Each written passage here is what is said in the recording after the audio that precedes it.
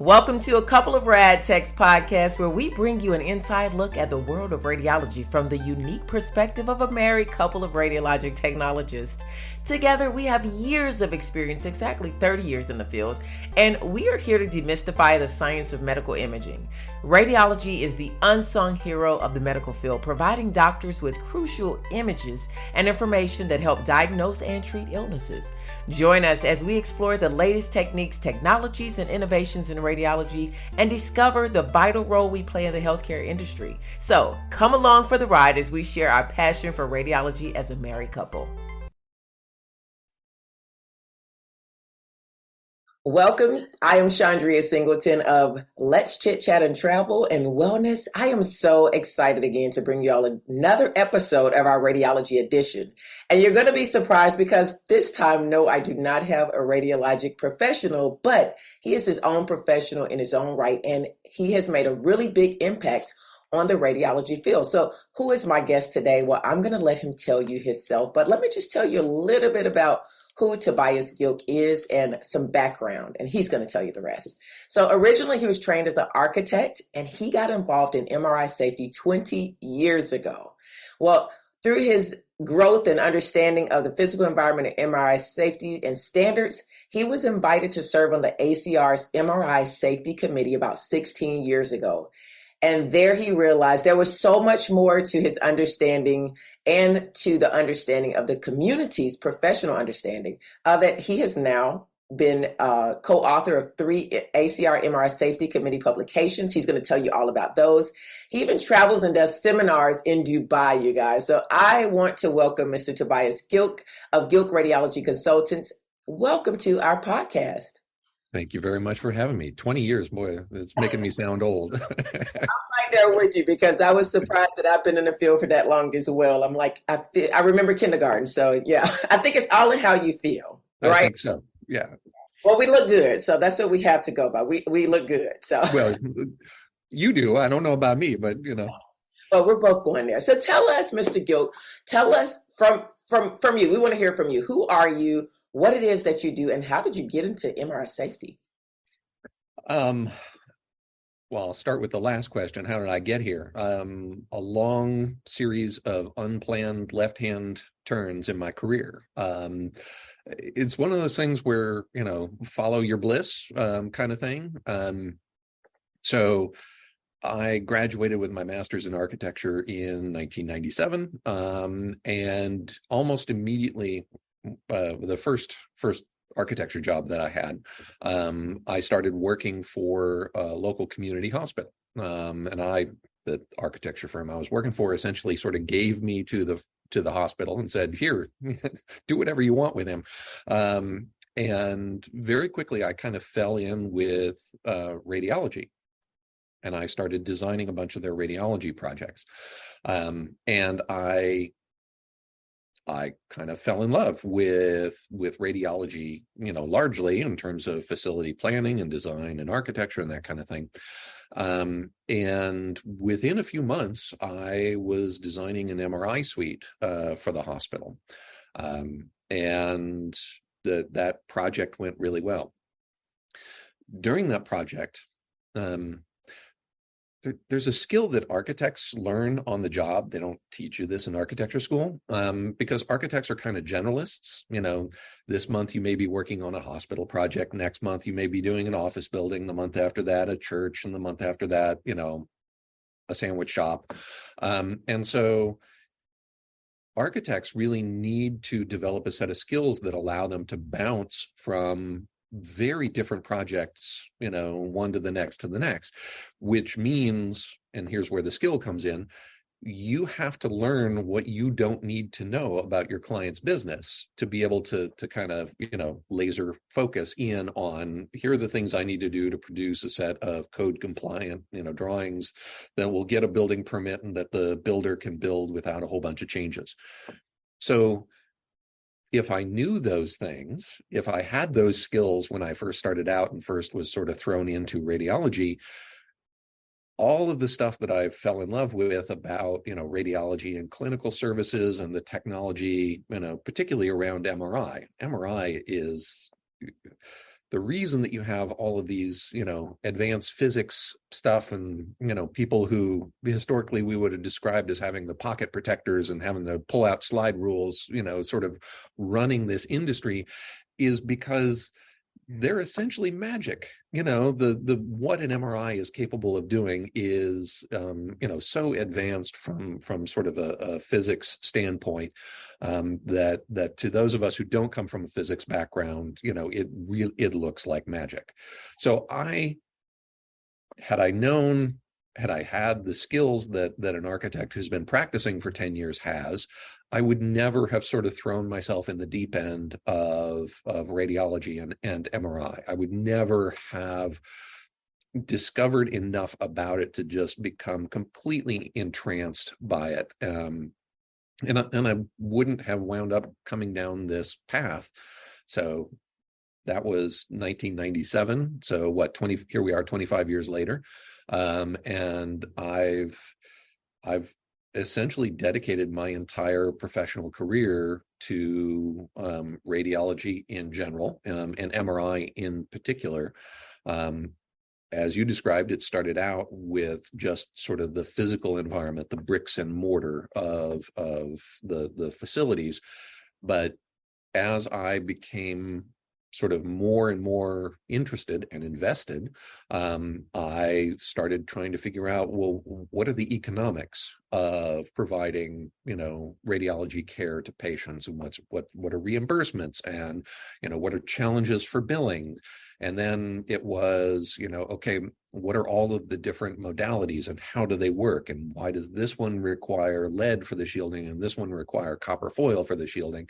And then it became clinically and operationally, what types of services are provided here as opposed to there, this modality as opposed to that modality. How does that change sort of the physical environment? And all of that kind of was a whirlwind swirling around an interest that developed really quickly in MRI safety.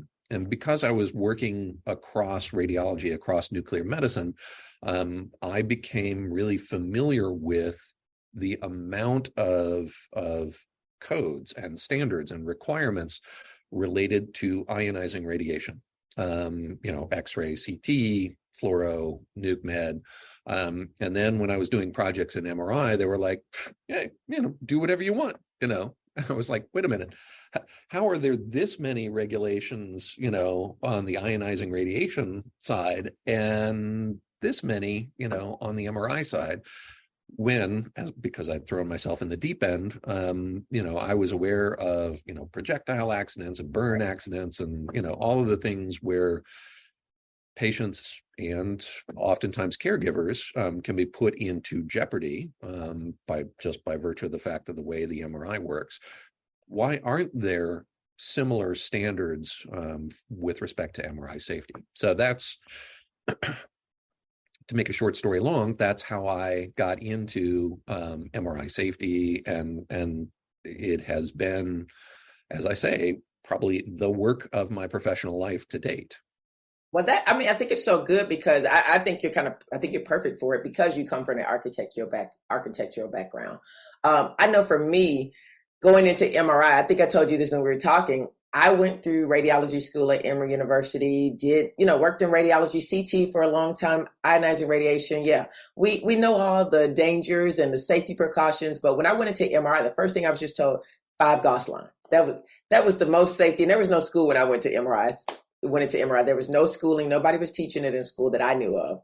And this was probably about 16, 17 years ago. So it was like just 5 Gauss line. That's all I knew. And they didn't have the oxygen tanks that had the colors on it that tell you if it's MRI safe. They really didn't have a lot of stickers for things that were MRI safe. You just didn't bring certain things back in the MRI department. So right. I understand, how things used to be like you've seen them. But for new technologists coming into the field, and I think it's different because things are a little different too, because everybody doesn't go through X-ray school who's an MRI tech. I don't know if it's good or bad, but I think it's bad. I was gonna, because I've worked with both types of techs, right. But I want to talk to the ones who went through X-ray school. Well, And and I'm not trying to say that techs who didn't go through X-ray school are bad techs. I'm just saying that we should have a standard way of training people who we're putting, behind the console of an MR machine. And maybe there should be 2 or 3 or 5 different pathways to get there, but it shouldn't be, hey, you want to work in MRI? Go ahead, sit down. That should not be, a standard pathway for training MR techs. yeah, and I would agree totally. Great point. I love how you cleared that up. But yeah, that is definitely how I feel. But talking to those who went through X-ray school and understand the focus on radiation safety, ionizing radiation safety versus MRI safety, because there is a big difference. We've seen a lot of accidents, small and great. I've seen them with doctors who have forgotten to take, at one of the best hospitals where they have detectors before you walk in the door, everybody's winded down. Mistakes happen, but the education was not there on MRI safety. So for new technologists coming into the field who are trained with the idea for 2 years or 4 years, radiation safety, ALARA, again, why, in a synopsis, why is it so important? What things can they do to make sure before they start sitting down just to scan to really focus on MRI safety? Because it's such a blip in the education. So let me give sort of a comparison, right? If we have in diagnostics, I'm setting aside, therapeutics for right now, but in a diagnostic setting, if we have a really, really bad day in terms of, an accident and a patient gets overexposed, right? A really horrible overexposure means what to that patient? It probably means that they might have, erythema, they might have sort of, surface skin burns that probably, like a bad sunburn, will heal up in, a week or two. It may mean that patient has a low single-digit additional lifetime risk of developing a cancer 20, 30, 40 years after that significant overexposure, right? And I don't mean to downplay those as negative consequences, but a really bad day in MRI is something goes flying at the patient, strikes the patient, pins them, crushes them, kills them, and unfortunately, we've done that a number of times in MRI. It may mean that the magnet interferes with an insulin pump or a medication pump or a pacemaker or another, implanted medical device, causes that to malfunction, which harms the patient. Again, we've done that a number of times in MRI. It could mean that we're giving the patient, first degree, second degree, third degree, fourth degree burns, resulting in, amputation. It could mean, the benign, if you want to call it that, in air quotes, injuries involve, either temporary or permanent hearing damage, hearing loss. So there are all of these things that we can do to harm patients in the moment, that are long-term debilitating, injuries, or we kill people. I mean, thankfully, very, very infrequently. So for the people coming up through X-ray school, and, kind of may take an off-ramp to get into MRI, when it comes to an appreciation of MRI safety, if you simply start from the position of how can the MR patient get harmed, and you just do a comparison of that, with X-ray or CT or something like that, that should kind of instill in everyone, an appreciation for, okay, this is what the stakes are. This is what my job is to try and prevent. When you start getting into the complexities of patients who have this kind of implant or this foreign body or that sort of thing, it can get really complicated really quickly. And if training programs or residencies for our radiologists, by the way, we're talking about how a lot of techs come up and don't necessarily have the exposure to the training for this. Don't think that just because the radiologist wears a white coat that their med school or residency program actually gave them this information either. we have lived in the shadow of MRI's safety PR campaign. We have marketed for the last 30 plus years, MRI is the safe modality because it doesn't have ionizing radiation. And so everybody just kind of walks around, not everybody, too many people walk around as if nothing bad can happen in MRI because we've labeled it the safe modality.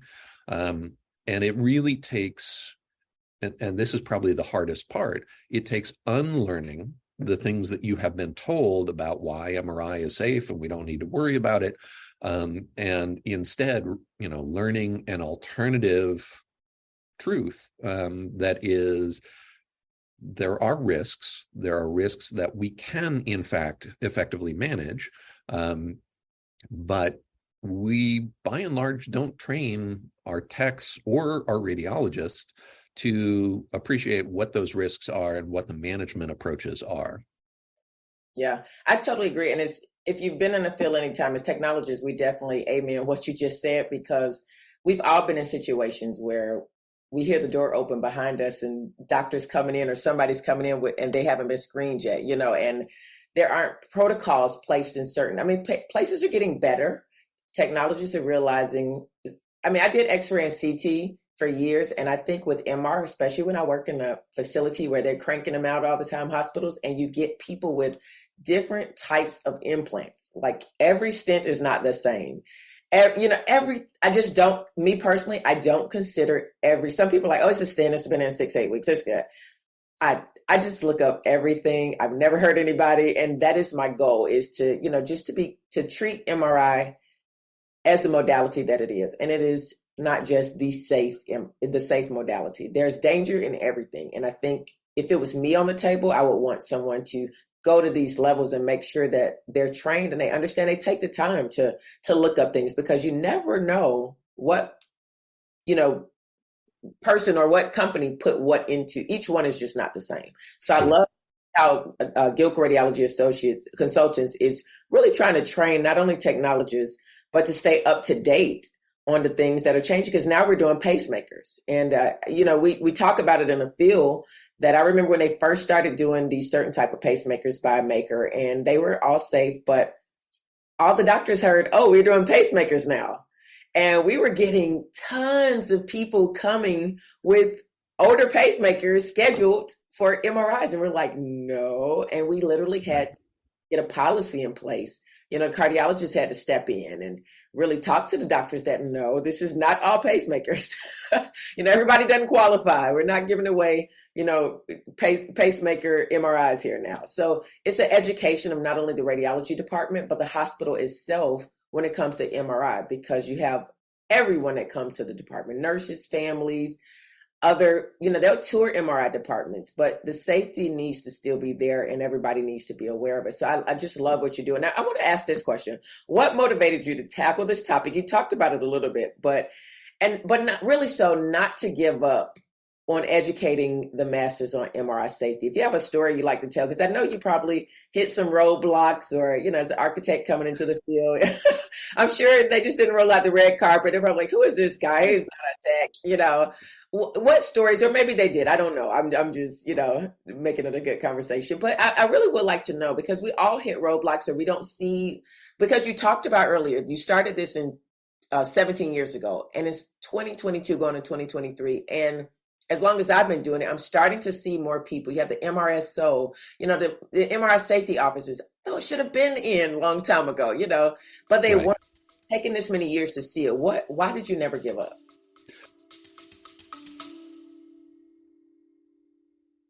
Hey, you guys, as a radiology technologist, I understand the ultimate task of radiology technologists to bring that coffee into their department every morning without spilling it. So I'm going to introduce you to Bevy. Bevy is perfect for this kind of occasion. If you've got the responsibility of bringing in that much needed coffee to your colleagues in the radiology department, have no fear. Bevy was designed just for us rad techs. It's a problem solver to carrying more beverages than your two hands can hold. This beverage carrier can hold up to 12 drinks securely spill-free, and fits perfectly in your car. You guys, no more spills, no more accidents. Bevy's innovative design keeps your drinks in place even during the most hectic mornings and as you're trying to carry everything in. And the best part, Bevy is proudly owned and operated by a woman. Join the growing community of satisfied Bevy users and experience the convenience and peace of mind you deserve, and your radiology coworkers do too. So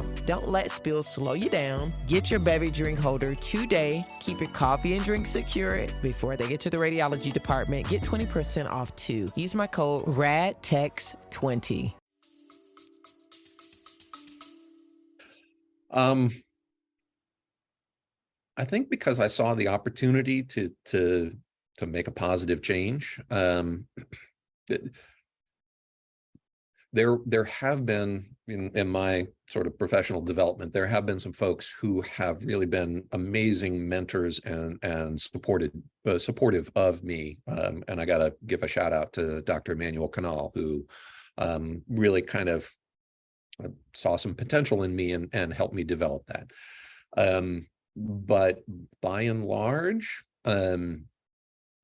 most of the radiology community, at least at first, treated me like the guy who drives the ice cream truck was coming up to your house and offering to do, bypass surgery on you. It's like, what the hell do you know about bypass surgery?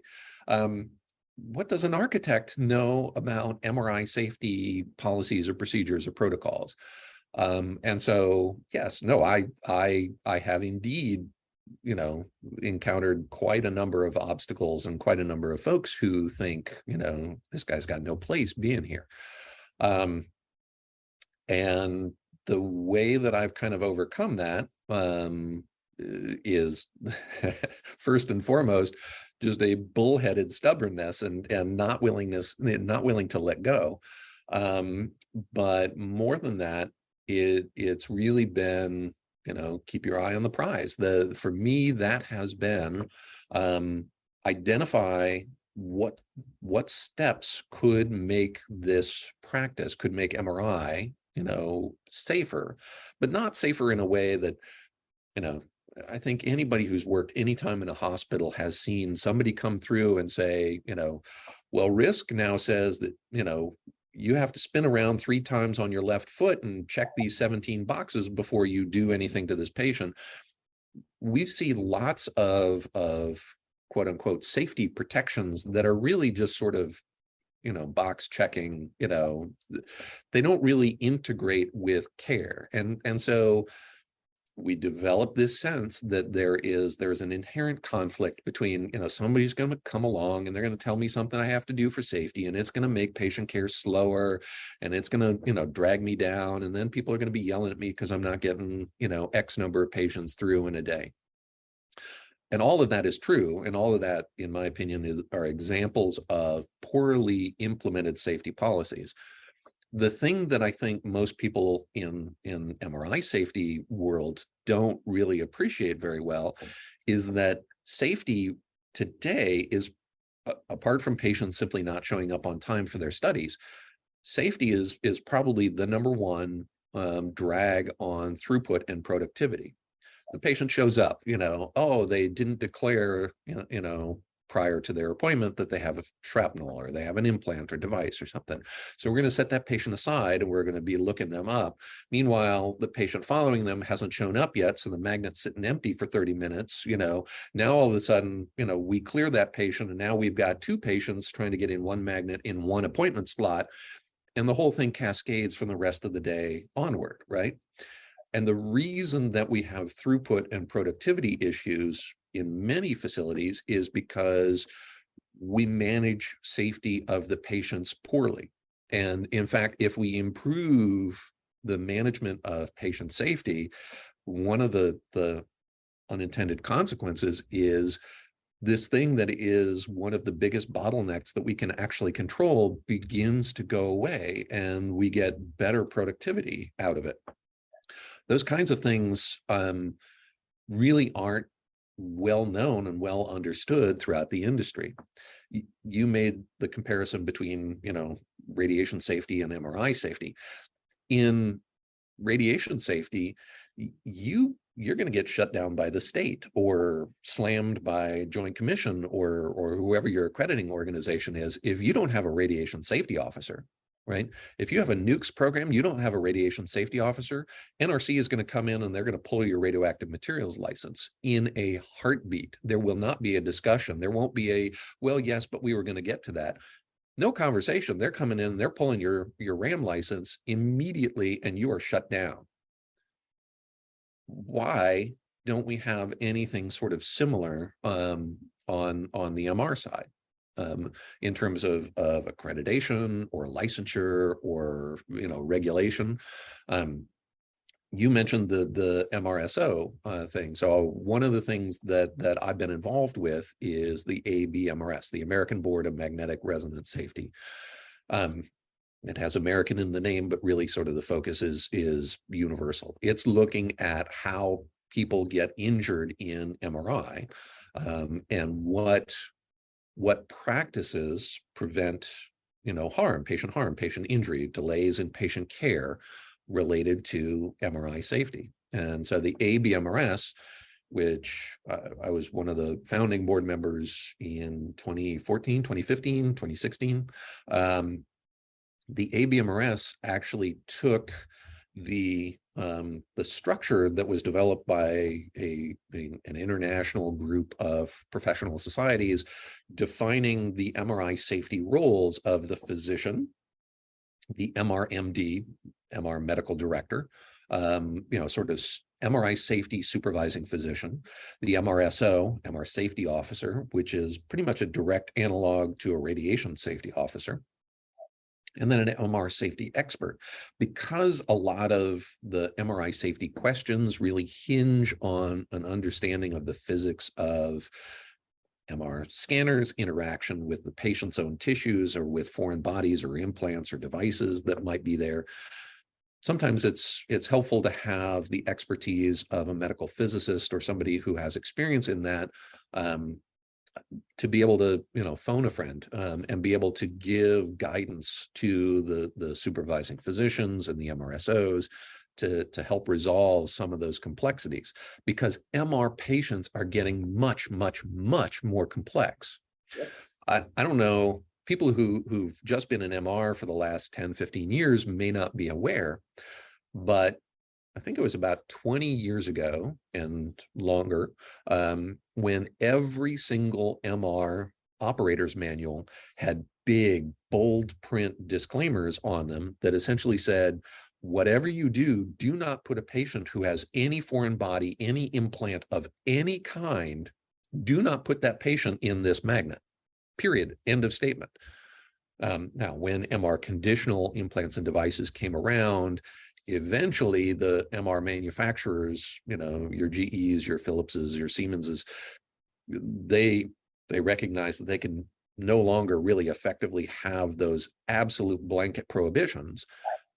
So it's really only in the last couple of decades that the MR system manufacturers have even opened the door to the possibility of scanning patients with implants, devices, and foreign bodies. Today, and it's weird being in the middle of this, because oftentimes I think we don't appreciate just how quickly and how dramatically things have changed in this last 20-year time frame. But today, doing patients with MR conditional pacemakers at some institutions, that's Thursday, right? 20 years ago, the idea you were going to put a patient with a pacemaker into a magnet was essentially like playing Russian roulette, and nobody wanted to even contemplate doing that. And like I say, today it's Thursdays in some facilities. So the degree that we have shifted is really remarkable.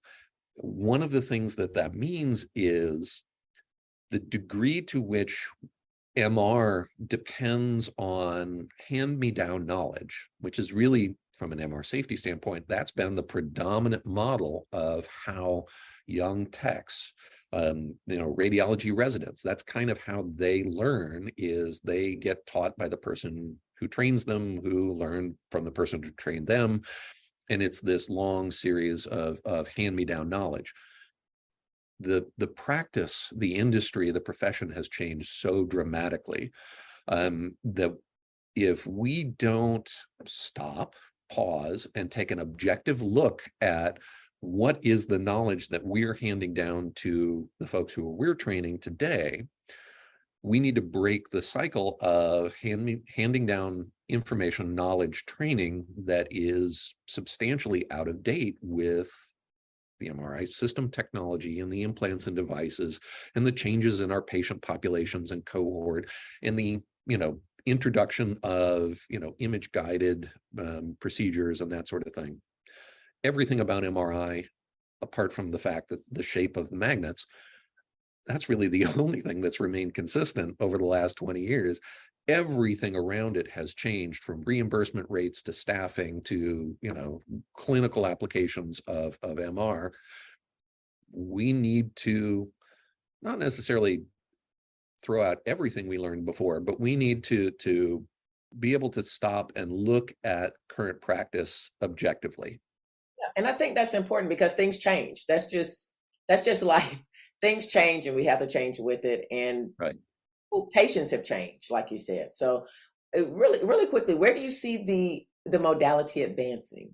Because so many advances with AI and everything. Where do you see?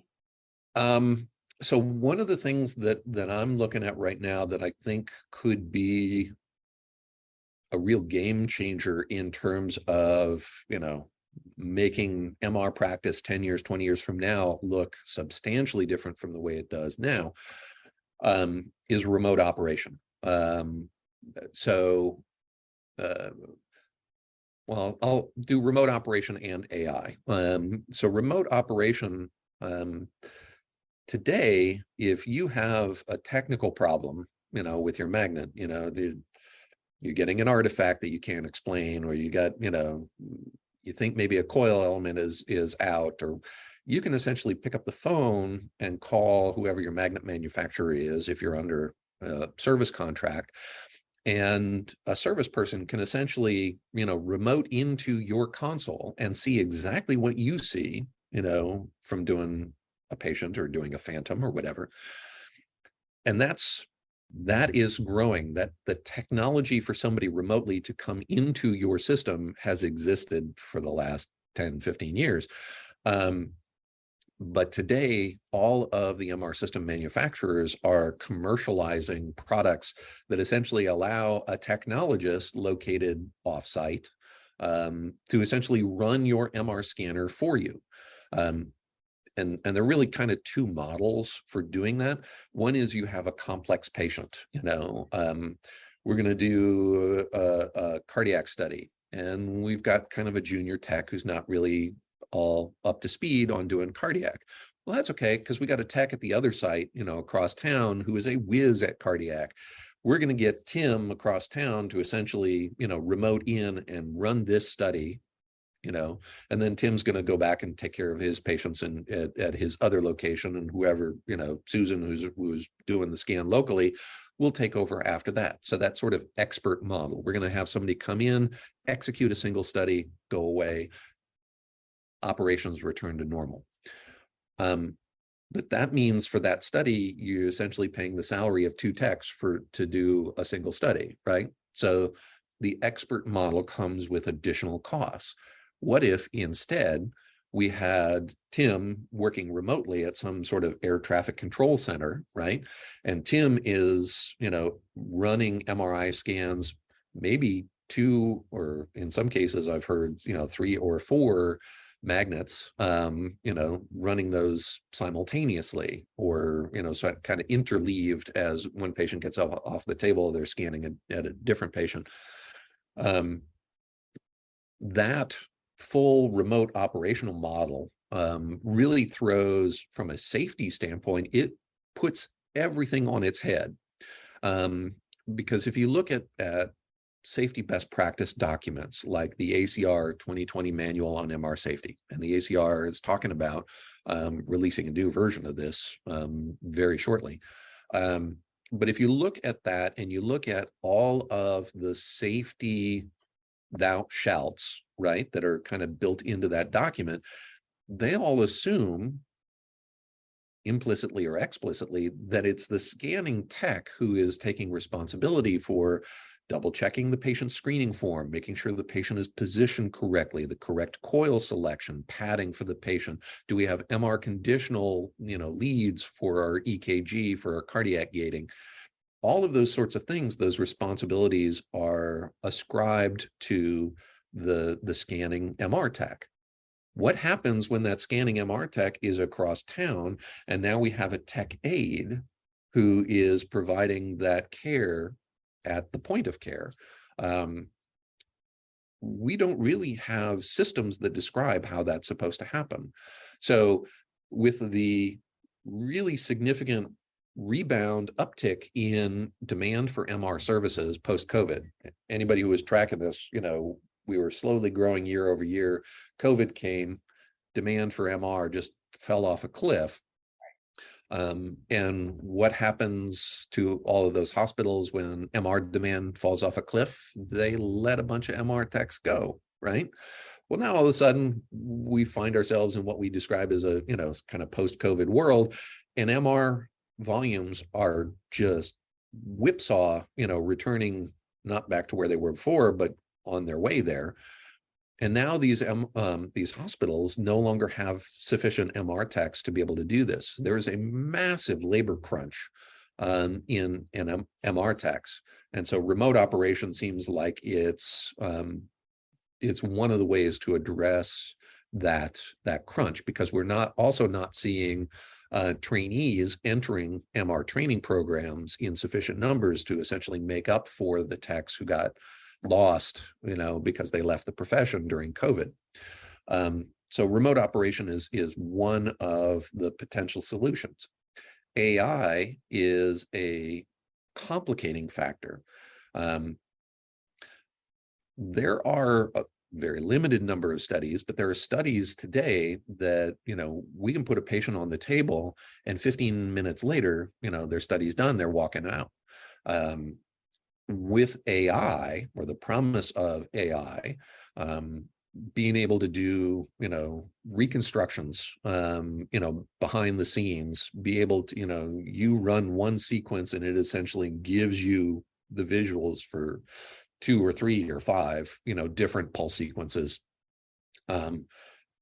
Reducing total exam time, doing automatic, slice selection, angulation and slice selection, based on AI tools, so the tech doesn't have to spend an extra 60 seconds, setting up this individual set of slices. All of those things hold the promise of taking standard 40-minute, appointment times for MR. We're not going to get down to CT, 12-minute, 15-minute patient times, but we're going to get close. And all of the infrastructure associated with bringing patients to MR, getting them through MR, and discharging them on the backside, what about all of that infrastructure that was designed for 40-minute appointments when those appointments become 20 minutes? You think we have productivity and throughput pressures now when your scanner promises to do that study in half the time it does right now? You think the C-suite is not going to be, putting patients on a conveyor belt to run them into MR? They absolutely are. So that presents sort of its own safety problem, particularly when we couple it with the remote operation, full-on remote operation. Technologically, MR, crystal ball gazing, has a for me personally, an incredible history of me being wrong more often than I'm right. But if we just look at the direction that the technology, the MR scanner technology is moving, the changes that are afoot that respond to absolute real, clinical and operational, customer hospital demand needs, those things are going to create follow-on, MRI safety concerns. That really worries me, because we don't have a good grasp on MRI safety throughout our profession, across all of the different hospitals. There absolutely are hospitals that are doing amazing jobs. And I don't mean to suggest that everybody is really struggling, because there are some folks who are doing amazing, amazing work. Right. It is so unequal. It is so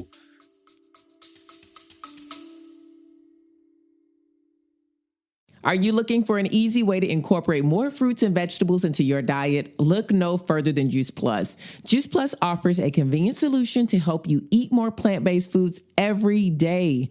Their fruit and vegetable capsules contain a blend of plant powders that provide essential nutrients, vitamins, and antioxidants from 30 different fruits, vegetables, and berries.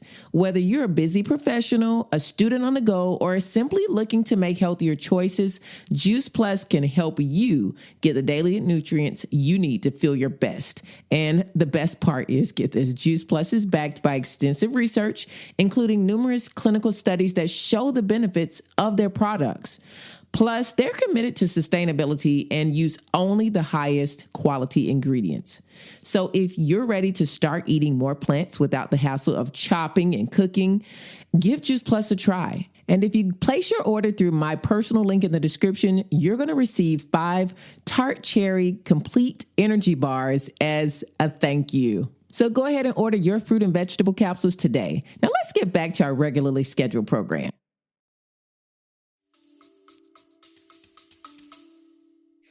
Whereas radiation is across the board, like you say. So MRI, nuclear medicine is across the board. Radiation, all of those are across the board. So MR is not. And I've worked in several different states, in several different type of facilities, and it's not, so I definitely agree with you on that. Yeah. So I think the next 10 years are going to be really challenging for MRI from a safety standpoint. Some amazing, mind-blowing technological innovations. But most of the technological innovations, from stronger magnets to more powerful gradients to better active shielding, which compresses the magnetic field, which means higher spatial gradients of the attractive force component of the magnetic field. All of these technological innovations that have made magnets stronger, better, produce more images, higher quality images, faster, those sorts of things. Each and every one of those innovations comes with a downstream safety implication. And the AI and remote operations ones come with some really huge downstream safety implications. My concern is that if we fail to be proactive enough, if we try and play catch up with these changes that I imagine are coming, we're going to take what today, just trying to get to uniform safe practice with today's technology and today's operation. 5 years from now, we may be staring up a very steep cliff in terms of how do we get from where we are now to where we want to be. And that's why Gilk Radiology Consultants is so great, because you're here to help us not have to try to play catch up. And I think it's very important I just am a believer in having outside eyes look in whenever you're trying to, it's good. It's like we like to get patient surveys done to see where we can do better in hospitals. I think it's really good that you don't have any connection to X-ray school or radiology school or anything like that.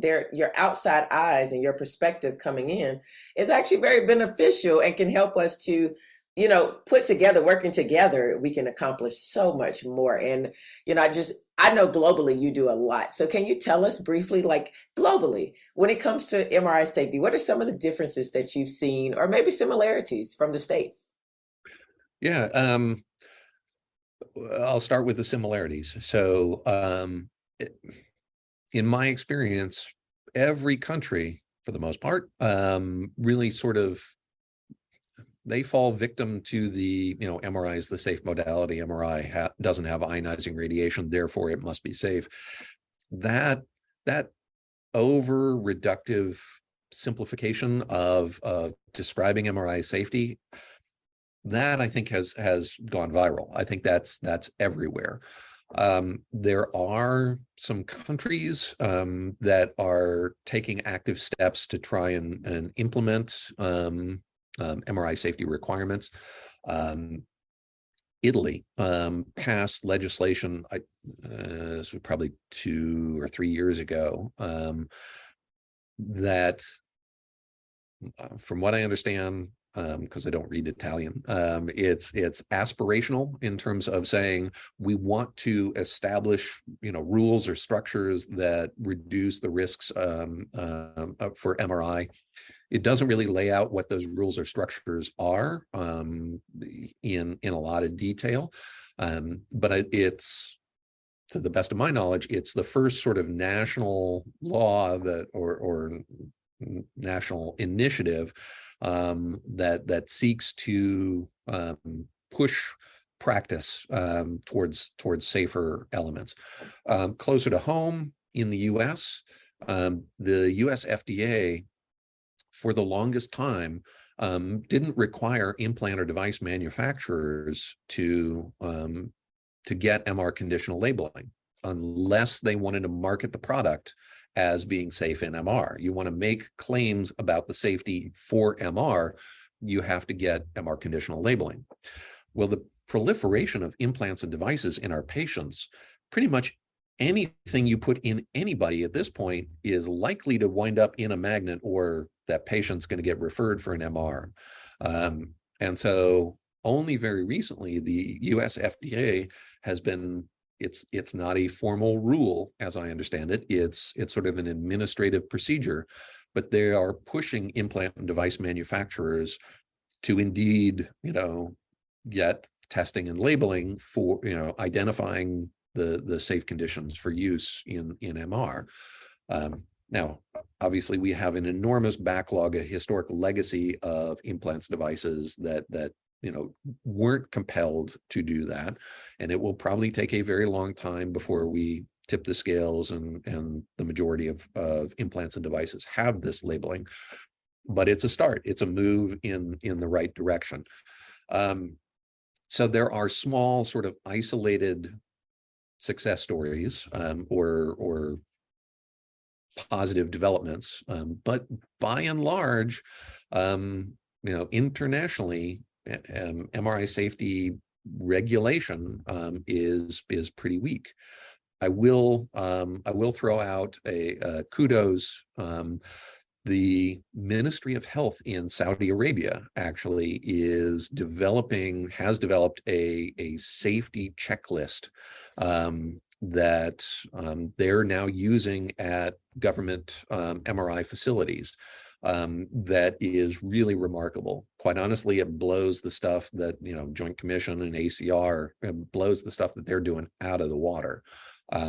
So we're beginning to see, sort of sprinkled across the globe, organizations, national structures beginning to address this. And I'm hoping that those efforts continue and become sort of more uniform and cohesive internationally, and so that the smart stuff that we know reduces accidents, reduces injuries, increases and improves patient access, whether that's advanced MRI safety training, whether that's certification for these various MR safety roles, whether it's the development of policies and procedures that really reflect international best practices from a safety standpoint. Hopefully we begin to see more and more of that really, as I say, become uniform standard throughout our profession. Well, I believe with all the work that Gilk Radiology Consultants has been doing over the years, we see what is happening in the field and everybody working together. I know that it is going to just go up from here. So I want to thank you so much, but I know you just finished hosting a three-day event in Dubai. How can people work with Gilk Radiology Consultants, and what do you have upcoming? So So my consulting work really kind of breaks into three categories. You mentioned the course. So I do trainings. That was you come to the training. I also work with facilities where I essentially bring training to the facilities, to the techs, to the rads, to both. I will do facility consulting, where I will essentially come in and do, analysis, evaluations of operations and policy, how effectively or ineffectively, in some cases, facilities manage MRI safety questions or concerns. And again, the safety bottleneck is one of the biggest delayers in patient care, and it has some really significant, downstream revenue implications. So fixing MRI safety often collaterally means fixing patient throughput, fixing some of the revenue related things. So I can do those facility assessments, evaluations, either separate from or in conjunction with, on-site training. And then the third thing that I do through the consulting arm is I do sort of manufacturer types of consulting, or even some expert witness stuff, where, for example, one of my longstanding relationships right now is with a company called Metrosense. Metrosense makes ferromagnetic detection systems, and I work with them on the integration of ferromagnetic detection systems, both architecturally, where do we want to put them? How do we want to lay out the suite? How is the function supposed to be captured in the design of this MRI facility? But then, also sort of education and operation models of, what do people really need to know about how to integrate this with, their model of operation? How is an outpatient imaging center going to use these products differently than, a level 1 trauma center? Because there are going to be some real significant functional differences that need to get the most out of those products or services. You really need to kind of tweak your operational model, your policies, to take full advantage of these products or services. And then I also do some expert witness consulting, when things go badly in MR. I hate to do that kind of work because that means somebody screwed up pretty badly, and oftentimes somebody got hurt or something got damaged. But it's an important piece to kind of help clean up our messes, in addition to the proactive stuff of trying to, make things better as we go forward. Well, this is amazing. Thank you so much for being a guest on my podcast. I've been watching you for my 20 years in the field, and it's been a pleasure to see what you've done and to finally get to talk to you and hear from you what it is that you do for our community. We are the third largest medical profession in the nation, and MRI is growing, as you have said, and we want to bring safety not only to the patients, but for technologists as well.